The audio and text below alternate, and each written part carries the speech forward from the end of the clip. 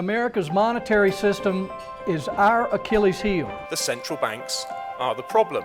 We need to get the Fed out of bank regulation. The courts won't touch the Fed. The presidency is afraid of the Fed. So it's the fourth branch of government. So if we want to have monetary reform, the thing to do is have an economic boom like the one Ronald Reagan gave us. You and I have the ability and the dignity and the right to make our own decisions and determine our own destiny.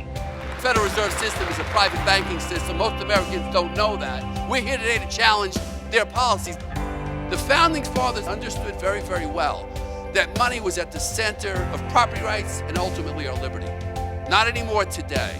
Today, this little piece of paper in our pocket is manipulated, its value determined, undermined routinely by a bunch of unelected, unaccountable bureaucrats who are meeting right now a few miles away at the Jackson Lake Lodge.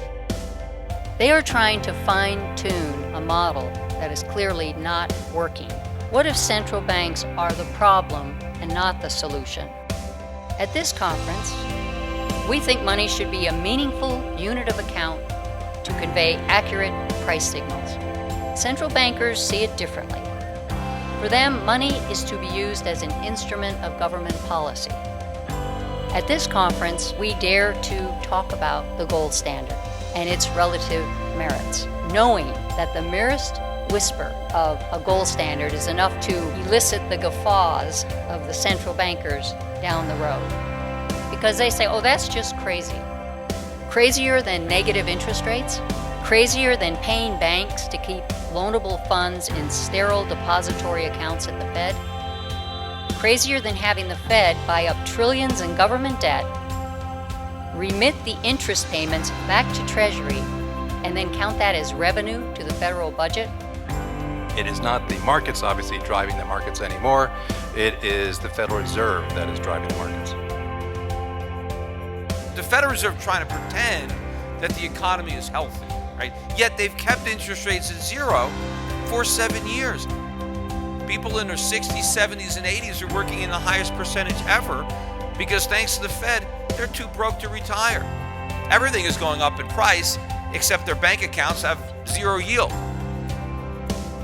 The labor force participation rate among people in their 20s and 30s is at an all-time record low, which is one of the reasons why they're still living with their parents. My parents always said, go to college, you'll get a good paying job. But a lot of people went to college and they have nothing to show for it. They're back in their hometowns waitressing.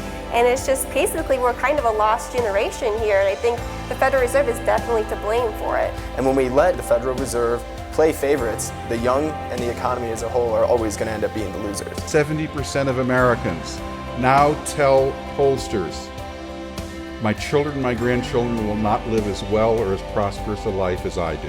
Whatever the Fed's currently doing, it's not working for young people. Interestingly, Congress did not give the Fed the task of conducting a monetary policy. That's a task the Fed adopted at its own initiative. The gold standard was supposed to continue controlling the quantity of money in the economy. Men reared in the stable economic world of the later 19th century assumed that a country would not flourish without a balanced budget and a gold currency. If the United States cut taxes and committed to a gold-stable dollar, you would have such economic growth that economic growth would dwarf the outstanding debt of the United States. All of us here are determined to return our nation to a sound monetary footing. Massive public debt, loose monetary policy, high taxation, high spending, corporate welfare. They're all part of the shaky house of cards that constitutes our government's irresponsible finances and interference in our economy. Zero interest rates, zero out the future. Hundreds of trillions of dollars raided from the future to bid up our existing measly assets in the present.